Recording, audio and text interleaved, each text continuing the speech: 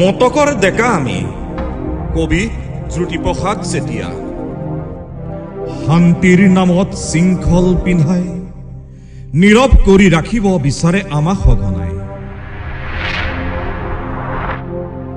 নহয় নহয় আমাৰ হৃদয় মৌনতাৰে ভৰা, দেশৰ হকে মৰিবও পাৰে সত্যৰ জুই বুকুত জ্বলাই। অন্যায়ৰ আঁৰত গঢ়ি উঠে হাজাৰ হাজাৰ নেতা, প্ৰতি নিশাত জন্ম লয় প্ৰতিবাদী এক নতুন ভেটা। প্ৰতিবাদৰ বজ্ৰৰ ধ্বনিৰে কঁপাই স্বৰ্গালয়। আমাৰ সপোন, আমাৰ ৰক্ত, আমাৰ স্বদেশ কোনে আঁতৰাব পাৰে?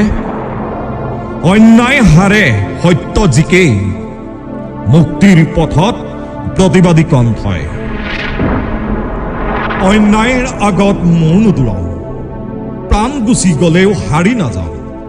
ত্যাগেৰে গঢ় দিয়া মতকৰ গৰা নোৱাৰে ভাঙিব আমাৰ একতা।